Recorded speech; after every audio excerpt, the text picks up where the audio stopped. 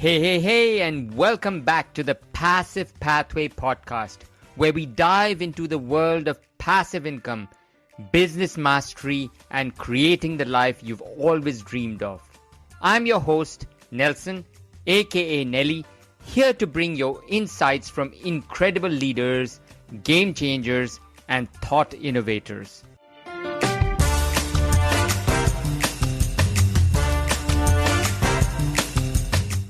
You know, sometimes I feel like life throws us all into a global obstacle course. Pandemic, wars, inflation, AI shaking things up. It's like a reality TV show, except nobody's getting voted off. We're all just trying to make it to payday, but the good news is, there are people out there who've not just survived, but thrived. And today's guest is one of them.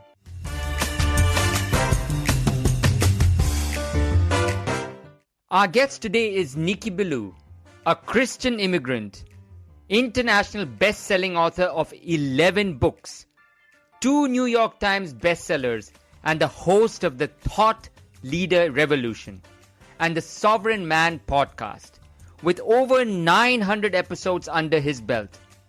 Niki has helped countless entrepreneurs scale their businesses from 6 to 9 figures, guided CEOs into becoming thought leaders, and transformed lives both in business and personally.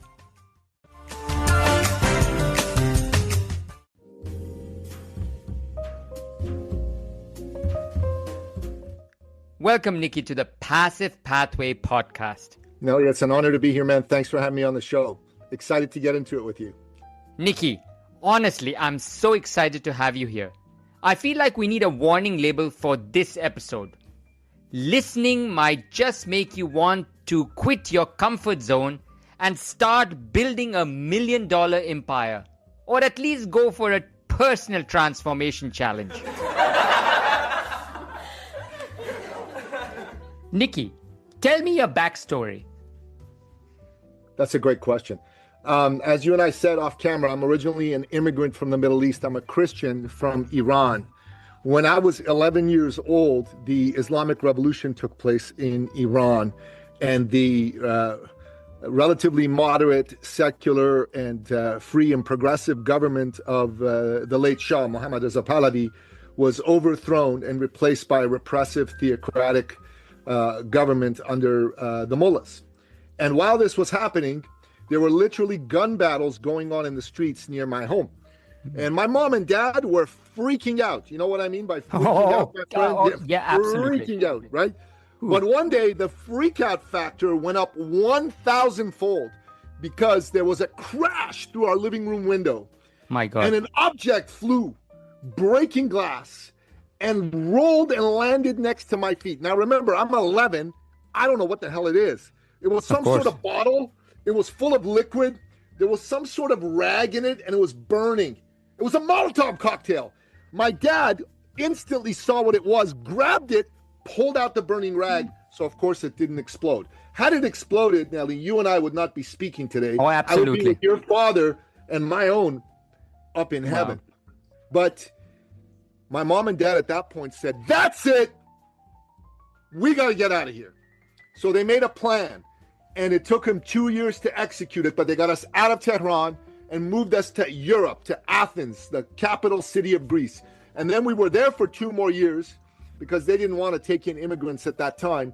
And then we immigrated from there to where I now live, Toronto, Canada. Now remember, I'm 15 by then, still a kid, didn't want to leave my home, didn't want to leave my friends. Maybe you can relate, Nelly. Maybe you have children yourself. Maybe you were a child yourself, although you look like you came out intelligent and adult-like, from the moment you entered the planet. But that was where it was at. But as time went on, I started to realize the nobility of my mom and dad's sacrifice. They left behind everything and everyone they knew and loved for a chance at the unknown, at a chance at the better life for me and my 2 younger brothers. And I tell you this, they took us from a legacy of tyranny to a legacy of freedom. I believe, Nelly, inside every human breast beats the living heart of freedom. Every man, every woman on this planet yearns to breathe free, to march to the tune of their own drummer, to chart their own course. And I became an entrepreneur because my late father was an entrepreneur. He believed in the majesty of going after your own dreams. He was a man of the people, a man of love. If he knew you and you were his friend and you were trying to find a job, Nelly, he would close down his calendar to everyone but you. He would sit you in his office. He'd call all his friends who owned companies or who were in government and could hire, and he would talk to them and ethically manipulate them till he got you a job. Wow. And then if you were trying to start a business, again, he would close down his calendar for you, sit with you, listen to your ideas, and give you his best advices. He would also connect you with sources of capital and even customers.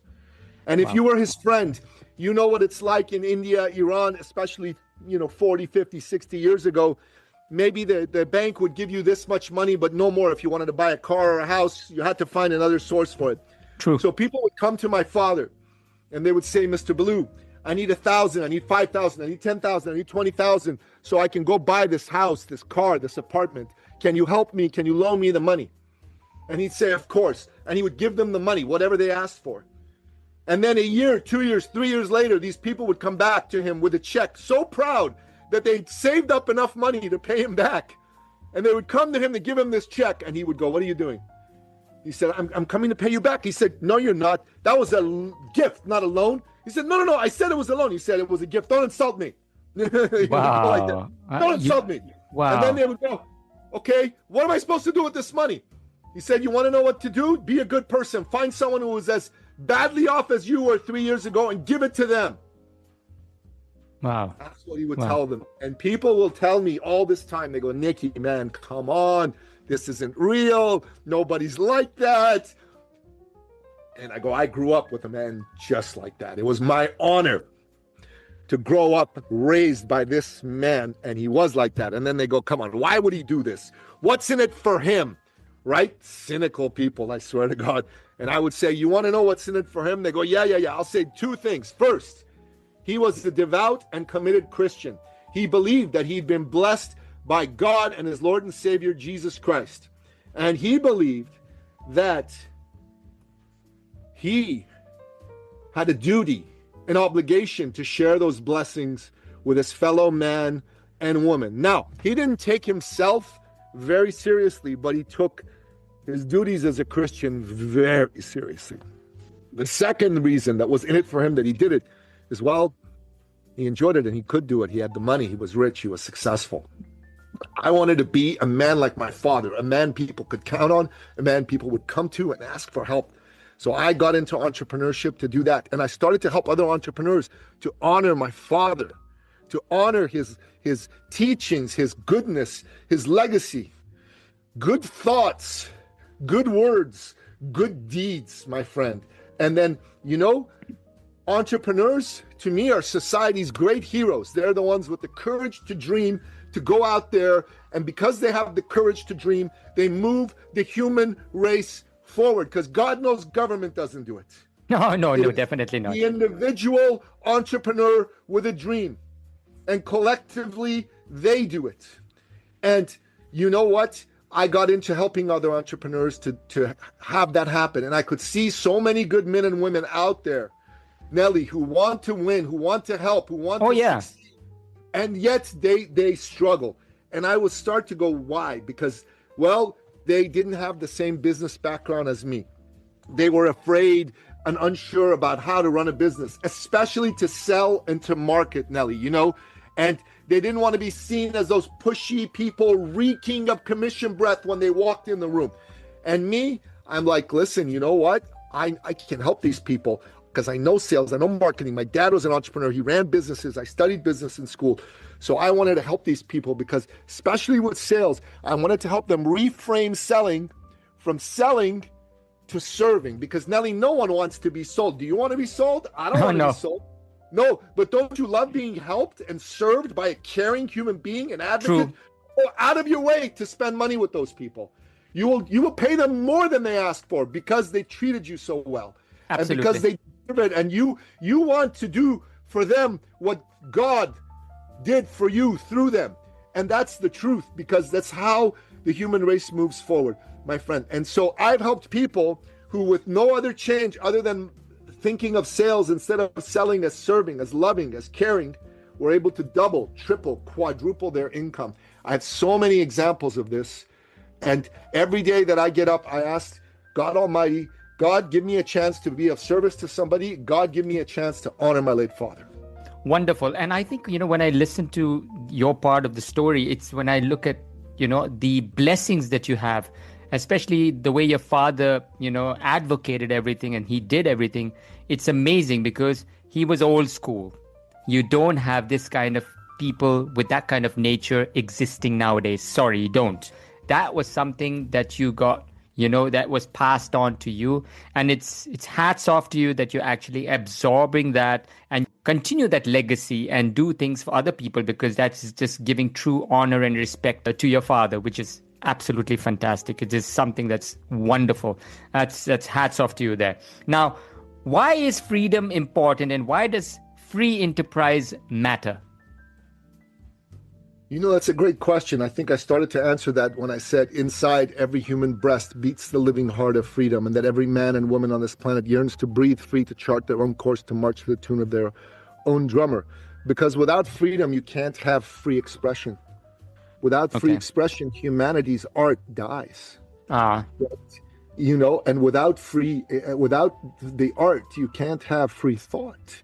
And without free thought, you can't come up with the ideas that create businesses, and that's free enterprise. And without free enterprise, the world becomes a communist. Oh, look at Iran. Look at pictures of Iran from the time of the Shah in the 60s and the 70s. You see happy people out there, having fun, women with their hair uncovered and happy. And today, everybody's all covered up and nasty. True. And now you see in the last 7 or 8 days in Iran, there have been these brave young men and women pouring into the streets, demanding their freedom and asking that the late Shah's son, Crown Prince Reza Pahlavi, come back.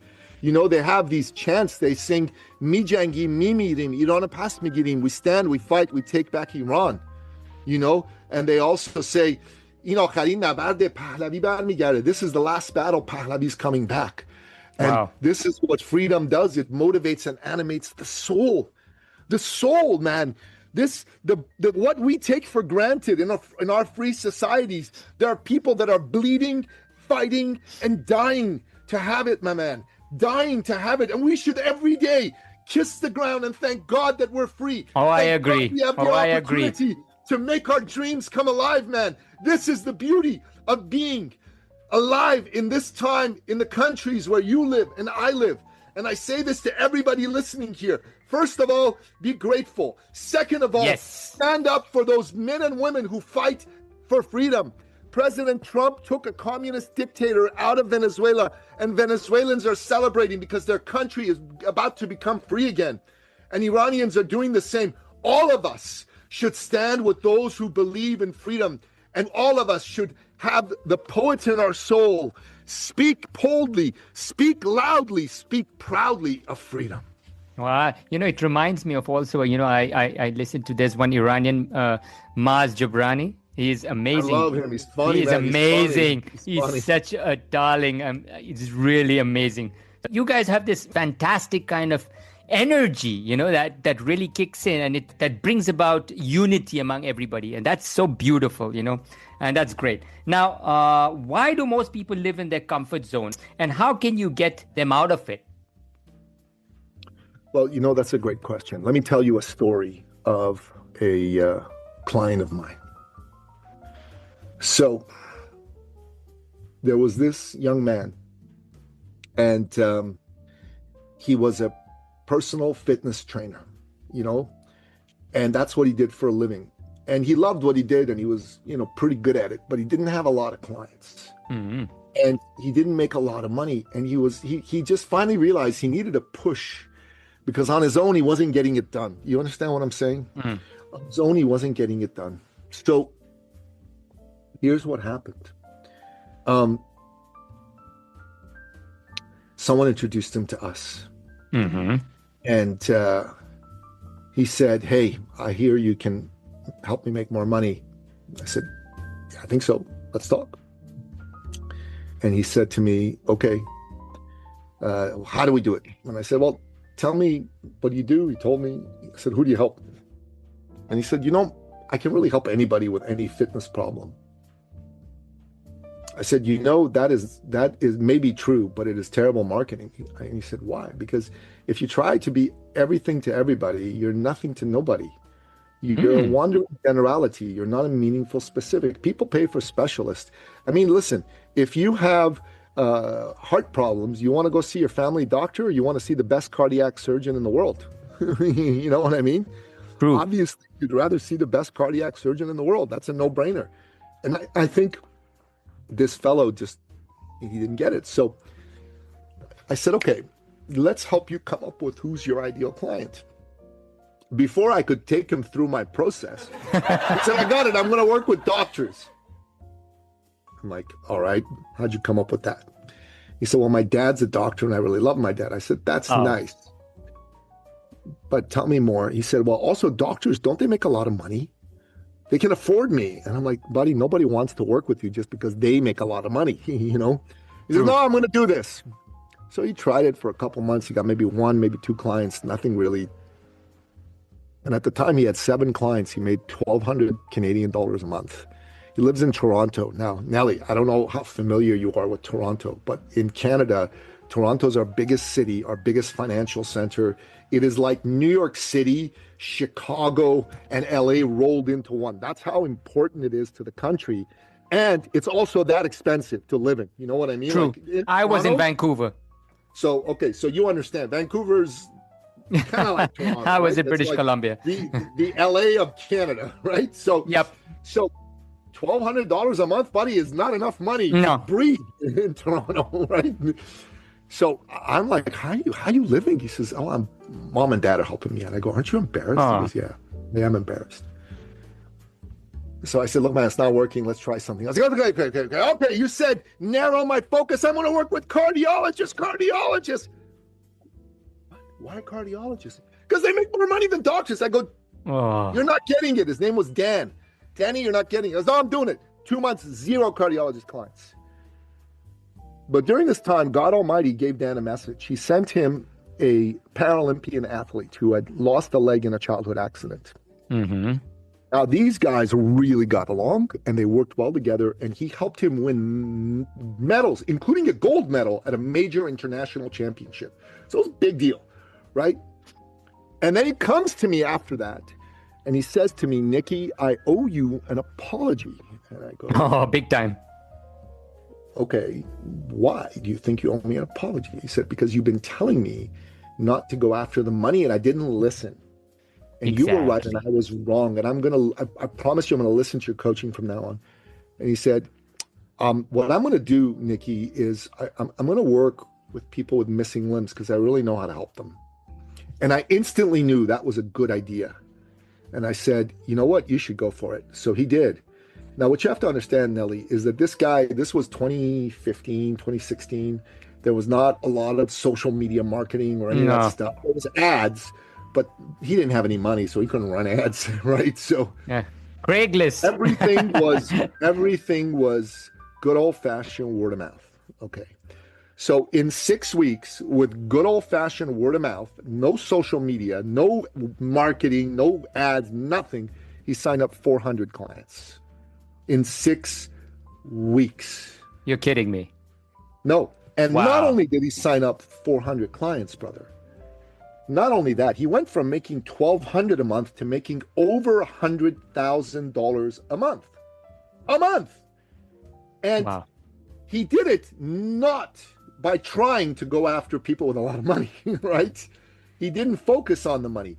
He focused on helping people that he could see badly needed help, and he knew how to help them.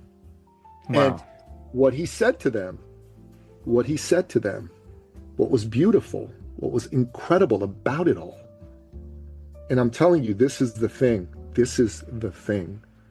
was that this guy, his message was not just, hey, I'm going to help you get fit. Imagine you put yourself in the shoes of an individual with one or more missing limbs. You probably don't want to be someone who has a missing limb. You probably would prefer to have all your limbs. Would you agree that that's probably the case? Absolutely. Yeah. Would you agree that you probably were not maybe always feeling good about it? Maybe you had some resentment about it. Maybe you had some negativity around it, right? Yep. So his message to them was, hey, I see you. I know you. I understand you. And I want you to know you're just as good as anybody else. You can do anything anybody else can do. And I'm going to prove it to you. That message is more powerful than I'm going to get you fit. You're going to lift weights. You're going to have big muscles. That message is a soul message. True. Soul message. Like the message of my father to the people who wanted to pay him back. Like the message, the brave men and women in the streets of Iran who are fighting, who are bleeding, who are dying to be free. The message they're giving the rest of the world with their courage. That, hey, I am one of you and my freedom is your freedom and it all matters. It all matters. Wow, that's powerful. That's why he was able to do this, my friend. And you want to know how you get out of your comfort zone? You hire somebody who sees your greatness and won't give up on you and will stand with you and help you get clear on that greatness and until you work from that greatness, my man. That's what has you win. Now, yes, ideal client, blah, blah, blah, all of that's important. Don't get me wrong, okay? But that is not nearly as important as the love of someone standing with you, believing in you, because that belief, that fire will spread to you, will infuse your soul. And with that belief, you will win. Not with another strategy, not with another tactic, but with a belief in you as a God-ordained, God-blessed child. True. I agree with you because it's so important nowadays to get the right support and guidance. We don't get that, and that's where we lose out. Many people, are scared to come out of their comfort zone. It is because of this reason. It's because they're scared of that change. They're scared of doing something different. They're scared of not getting the guidance, proper guidance. Let me highlight that. And the support that can really make them win battles or obtain success, because everybody's hungry for something. And hungry for what? Hungry for success, hungry for being complimented, hungry for being understood, hungry for just being known somewhere. That is so important nowadays. And that hunger and that, when you get someone who supports you for that hunger, and of course, automatically, then you will get success because you know that you have someone there giving you the proper guidance and the right tools to actually come out of your comfort zone and do what you got to do. So yeah, I completely agree with you that. And again, like I said, hats off to your father because that's something that he's rooted or embedded in you, and it just shows. I mean, I think I'm not talking to the Niki Billou, I'm talking to the father of Niki Billou, basically. I feel like that because it just shows that you have that culture, you have that spirit, you have that zeal, you have that attitude, that mental attitude, that mental kind of ability to really make a change and bring about, success in someone who really actually is hungry for that success. So when I look at that, it also brings about one question. Everybody also wants to be a brand, okay? Now, because nowadays everybody talks about brands and, so how can you position yourself as a branded thought leader so that your ideal clients come to you? Well, let's continue with this story of this young man, Dan, right? Because what did Dan do? Well, he positioned himself as a brand. If you think about it, his brand finally went from this, kid who was trying to just make money to this kid who really helped people that had missing limbs and helped them not just to get fit, although obviously that was a part of the brand, but help them to fully realize their potential as a human being. Exactly. And that brand that Dan developed had 400 people come to him in 6 Yeah, that's crazy. Weeks. Absolutely 6 crazy. bloody weeks. with no social media, no ads, Wow. none of this crap that everybody's telling you post every day and put videos. He had none of that. He didn't even have a bloody website. He didn't even have a bloody website at first. He got a website later. Yeah, well, but no, it's seriously, I mean, like, jokes apart, it's 400 clients. I mean, forget about 400, even 40 clients would be something. But here we are talking about hundreds. 400 is a big number. It's not a joke. It's huge. It's huge. That's massive success. And all word of mouth, right? All word of mouth. All word of mouth. The power of your brand being authentic. See, the problem is everybody that does branding kind of thinks they got to be slick. They got to lie a little bit. They got to like. I agree with you there. Mm-hmm. Bullshit. What you got to do is be real. Be authentic. Thank you. Have your heart and soul be what leads. Listen to me. Absolutely. Listen to me, Nelly. You know why people want to work with me? Because, man, you listen to me talk for 1 minute. You can say a lot of things about me, but one thing you can't say is that guy's full of crap.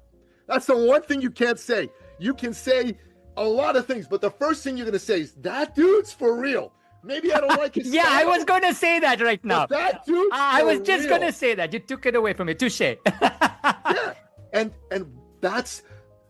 there's some people who are going to like the for real. They're going to go, that's not my kind of for real. And that's fine, because good branding should repel as much as it attracts.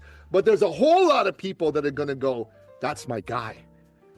I need that guy standing beside me. That guy is going to pull me from the depths of my self-doubt to the heights of my self-belief and self-confidence.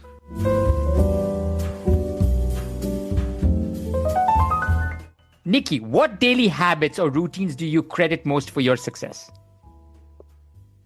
Well, brother, I get up every morning and I do what everybody else does, go to the bathroom, brush my teeth, blah, blah, blah, all of that. But the next thing I do is I read. Like, I read a physical book in bed before I get up and get on with my day. So it may be 10 minutes, it may be an hour. Like, if I get up early enough, it may be like sometimes I get up at 4:30 and I'm like, I'm going to read from 4:30 to like 5:45, man. You know what I mean? And Sure.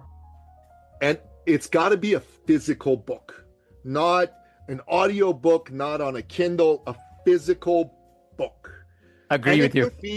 It could be biography.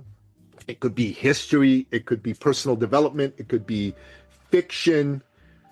What matters is that it's a book and that it's physical and that I get to engage with what that author is trying to put aside, because I believe that we learn from others through the written word beautifully. So for me, that's every morning I do this. Okay. Second thing I do is 6 days out of 7, I go to the gym. I lift weights. I, do some stretching, etc., etc. So I'm in the gym and I'm pushing myself to sweat, to like engage my muscles, because the human body enjoys that. Like, part of being, alive in this world is to take care of the body. Absolutely. And too many people still don't get this and don't do this, or they make excuses for it. Not me, my brother. I'm up. Like, I was in the gym this morning before I came to have this conversation with you. Like, I'm in Eastern time zone. It's 10:37 a.m. EST right now. I read for 45 minutes already, and I have done a 50 minute workout in the gym already. Awesome.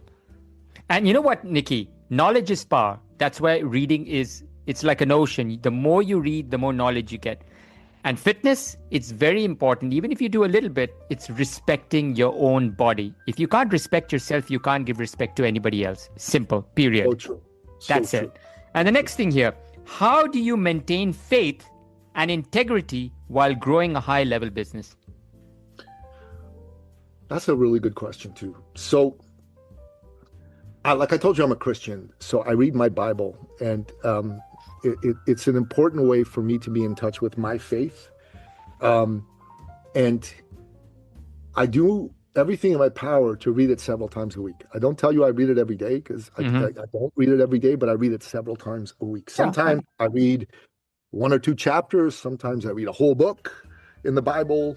I've been reading the Bible now for 3.5 years, right? And I started at the beginning, and it's a big book. You know what I mean? Of course. It's a big book. I just finished the Old Testament, which was over 1,100 pages, small print, double columns. I'm into the New Testament now, which is much shorter. It's, 370 pages. And I expect that I'll be done with it this year. But to me, that's a big part of staying in touch with, faith and God and whatnot. The other thing I do is, and Nelly, I believe every man specifically should do this, is I am part of a masculine-only group, a men-only group. In fact, I run it. I'm the founder, along with a couple of other fellows. It's called the Sovereign Man Movement. Our website is sovereignman.ca. We have a program for men that we charge for. We don't charge a lot for it because we want it to be accessible to men, but we charge for it because we want men to pay, because people who pay respect what they're engaging with. People who don't pay don't respect it at There's all. nothing as free lunch. Nothing as free lunch. Absolutely. So it's $100 a month plus tax. So it's not a lot of money. Honestly, we could be charging 5 times that when it would still be worth it. But we're going to keep the prices low for right now because we want men to come to this. And to be here, I have to, I have to be the first man in doing the things that we ask all the other men to do. So integrity, doing what you say you're going to do, when you say you're going to do it, the way you said you're going to do it is a big part of what we preach inside Sovereign Man. And I got to do that first. Do you know the story of Gandhi and the chocolate? You know that story? Gandhi and the chocolate? Yeah. Go for it. Tell me. So this was during the time of Gandhi, obviously. And he would oftentimes, once a week hold court where he would sit down somewhere and people would line up to come to him with their problems, to get advices from him and all of that. It's a time-honored tradition. People have done it for wise men from the... So this woman had a child who loved chocolate, loved and ate chocolate all the time. And she was worried that it was going to rot his teeth, right? Because he ate so much bloody chocolate. But she lived far from Gandhi. She actually had to make a trip to come to the city where he was. She had to line up for 4 hours to get to Gandhi with her son. And she said, Gandhiji, I'm here with my son. And, I need your help. He eats chocolate and I'm worried it's going to rot his teeth. Could you please help us? Do you have some advices for us? And he looked at the boy. He looked at her 2 or 3 times. He says, okay, go and come back in 2 weeks. She said, what? He said, yeah, go and come back in 2 weeks. She says, okay, fine. So she's like, oh, grumbling. Oh my God, I have to rent a hotel room, whatever, stay there. 2 weeks, my kid's still eating chocolate, blah, blah, blah. 2 weeks goes by, she gets back in line, 4 hours to get to Gandhi. It's hot. She's really not in a good mood. And she gets to Gandhi and she's, Gandhi, do you remember me? I was here 2 weeks ago with my son. You told us to come back. He had the problem. Yes, I remember. So he looks at the boy, looks him in the eye very sternly, holds up his finger and goes, stop eating chocolate. And the boy looks up and goes, okay. Right? The woman loses it. She goes, what? What? That's all you have for us? You made me wait 2 weeks. I had to go to hotel rooms and pay all this money and then come back and line up. Why did you say this to us 2 weeks ago? You could have said it then. Why? And Gandhi, in face of her anger, stayed calm and said, oh, madam, yes, I understand your concern. But you see, 2 weeks ago, I was still eating chocolate.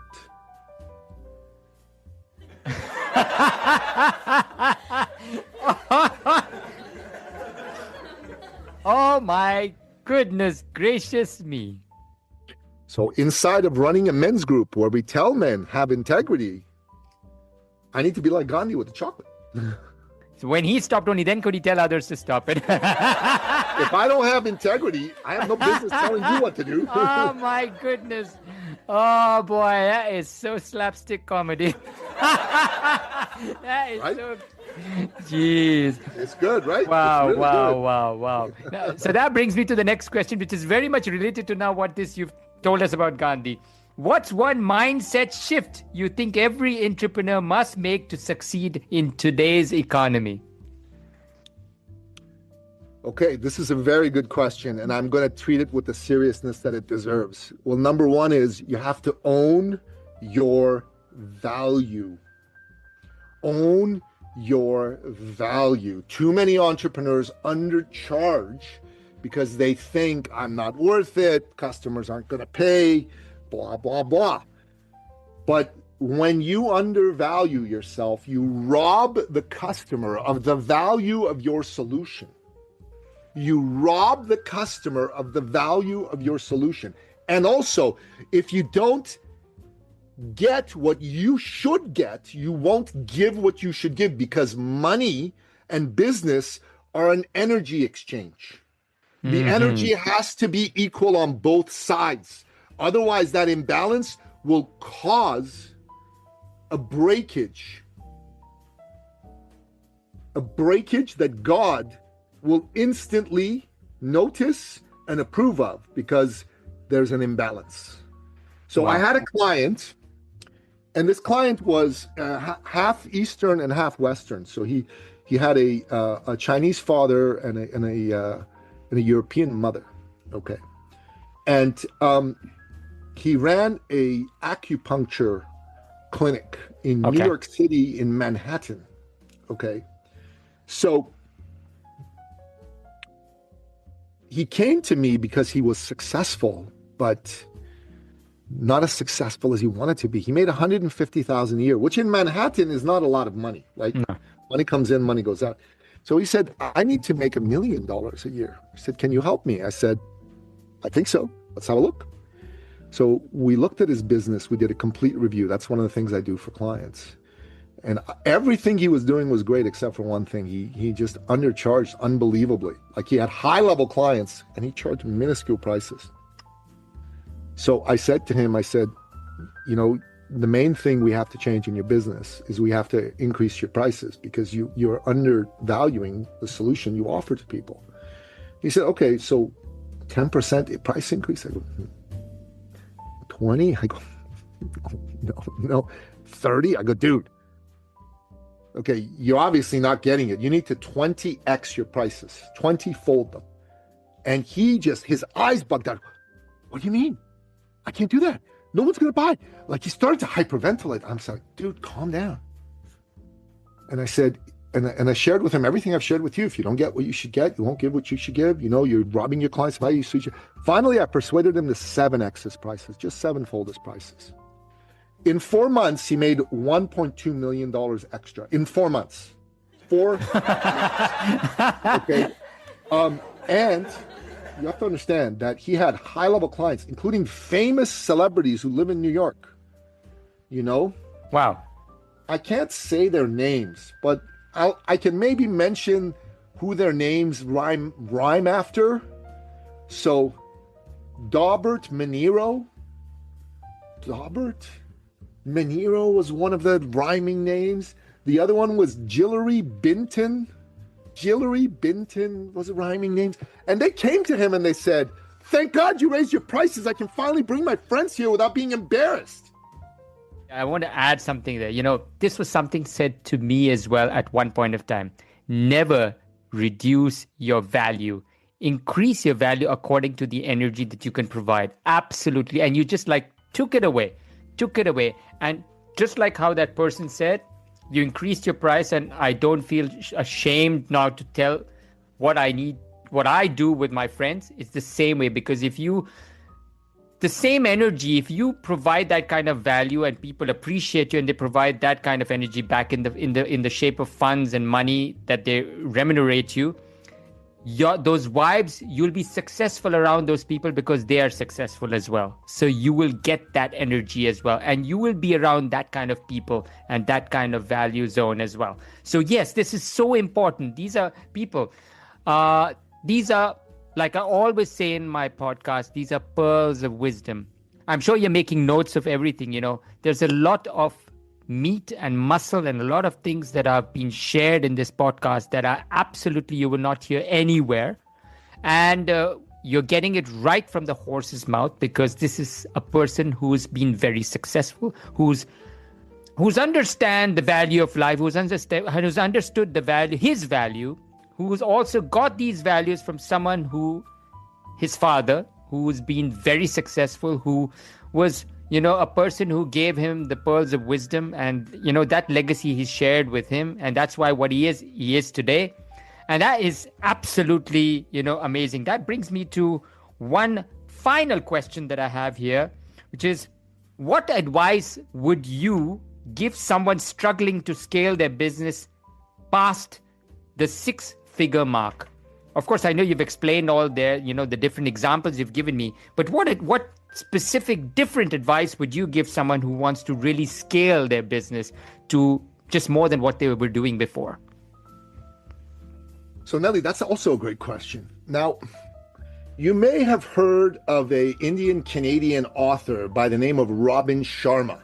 Okay? Yes. So he wrote some famous books. One of them was called The Monk Who Sold His Ferrari. Yes. Which sold millions of copies. And then he wrote another famous book called The 5 a.m. Club, which also has sold millions of copies. Okay. Now, I used to be Robin's fitness coach and advisor. And back when I was, one day I went to Robin and I said, Robin, how can I double my business? So I was making, I don't know, $75,000 a year at that time. It's a long time ago. And he said, that's simple. I go, do tell. He said, all you have to do is triple your investment in your own personal and professional development. I'm like, what? He goes, yeah. He said, what did you spend on yourself? Personally, professionally, coaches, programs, courses, blah, blah. I go, maybe $5,000. He said, this year you spend 15. Man, that was a big jump. I remember I only made 75,000, right? I had a wife, kids, mortgage, all of that. That was a big jump, right?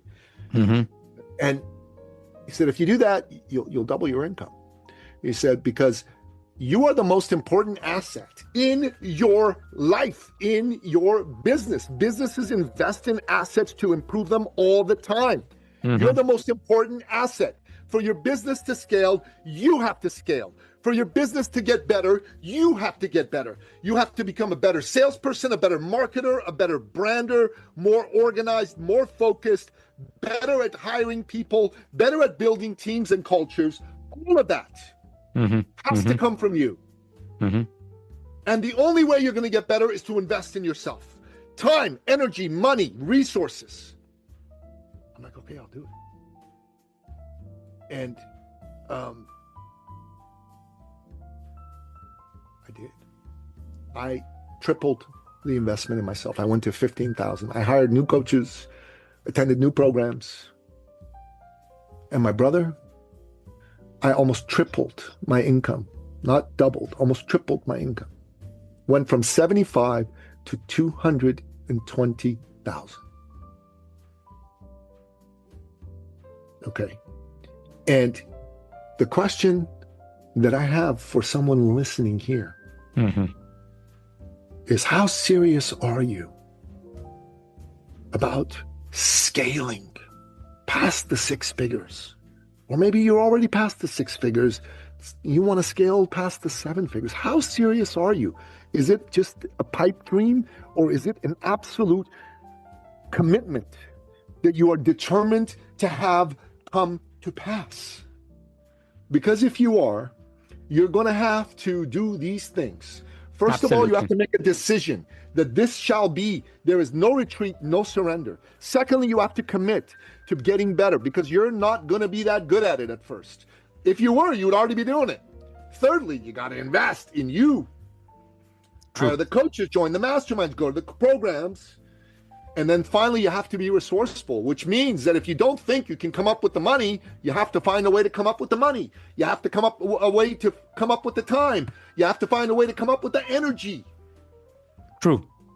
decisive, committed, investment-minded and coachable, and resourceful. And that's how you scale past 6 figures and 7 figures and beyond. And failure is not an option.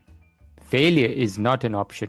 I mean, if you've already given up and put your hands up, I think then, it'll be very difficult for anybody to even guide you, let alone support you. So, that's absolutely fantastic. Well, Niki, this has been a fantastic podcast. I just don't know what to say. I'm so overwhelmed with so much information. I'm sure even the listeners they must be just sitting at the edge of their seat just listening to you, because there's been so much energy coming from. I'm sitting here and I'm getting so much energy, so I can imagine what they must have been going through. But I'm going to go ahead and leave the floor to you. And if there's anything that you would like to add, but one more thing that I would like to say is, if you would like to reach Niki's got his details we put on the contributors page as well. And in the description as well, you'll be having details where you could reach out to Niki as well. And the remaining, I leave to you, Niki. You can go ahead. The floor is yours. This is a time of year where people start thinking about how they're going to do better this time around, right? And this is the number one thing I want to say to you. Invest in yourself. If you aren't doing it and aren't persuaded this is a good idea, let me persuade you. If you are doing it and you are persuaded it's a good idea, focus less on the specific tactics and strategies of whoever you're going to follow. I'm not saying tactics and strategies don't matter. They absolutely do. But the great Tony Robbins once said, success is 20% tactics and strategy, and it's 80% soul and psychology. And for soul and psychology to be properly looked after, you're going to need people in your corner who really love and believe in humanity, human beings, and you in particular. Make sure they know their stuff. I mean, that's important. Don't get me wrong. Like, if someone loves people and doesn't know what the hell they're doing, that's not going to work too good. But I would put a lot more attention into the kind of human being they are, how much they love people, how much how much of their energy, their soul, their love, their fire they give people, than anything else. And I built my whole business, my whole brand around being a professional believer in people and someone who loves people, because I believe that is definitive. Niki, you can say that you're a people's person. I love it. We'll end on that. That's fantastic. Thank you so much once again, Niki. It was a pleasure talking to you, and I'm sure you felt the same. And it's been a privilege and honor to have you on the podcast.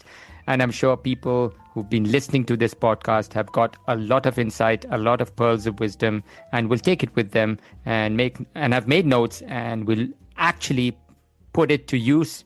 Take action and reach out to Niki for enlightening themselves and actually obtaining the success that they need. Because if they believe, and of course the human factor, that's so important. If you have the human factor and if you're a people's person, definitely you will make the approach. And who doesn't want to be successful? I'm sure you too. And when you've got the support, you've got the right person here, why not? Why not? Have a great day. Have a great evening wherever you are. And thank you so much once again. And thank you, Niki. Thank you.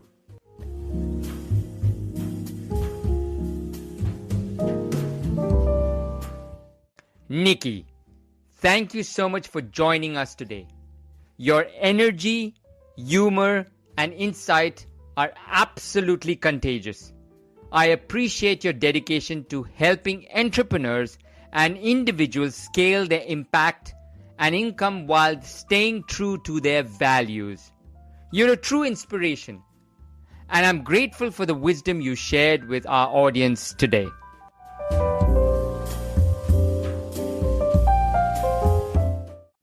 Well, people, in this episode, Niki Billou shared strategies for scaling businesses, building personal brands, stepping out of comfort zones, and creating significant income streams, all while staying grounded in faith and integrity.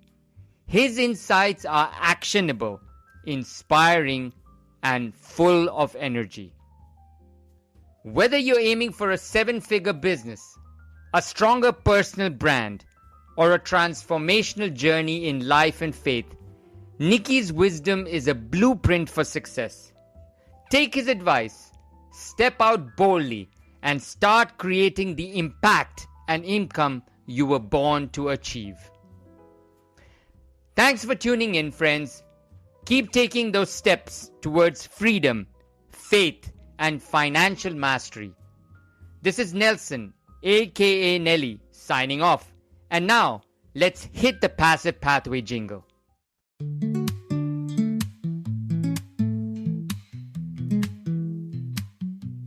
Wake up slow, the coffee hot. Money moves while you are not. No more hustle, no more grind. Earn it smart and save some time. Plug it and tune out the noise. Watch your crypto make some noise. Click some streams and big dreams. Living light with passive themes. This the Passive Pathway. Freedom meets your payday. No boss, no clock, just Wi-Fi latte. We be chillin', we be billin', no limits, just reelin', earn smart each day. On the Passive Pathway. Sunrise high, the world below. Cash still flows while you let go. No more stress, no more chase. Money works at its own pace. Set it up, then walk away. Watch the numbers grow each day. Hands are free, but pockets full. Passive life so beautiful. This for Passive Pathway. Freedom meets your payday. No boss, no clock, just Wi-Fi latte. We be chillin', we be billin', no limits, just willing, earn it smart each day. On the Passive Pathway. It's the Passive Pathway. Freedom meets your payday. No boss, no clock, just Wi-Fi latte. We be chillin', we be billin', no limits, just win, earn it smart each day.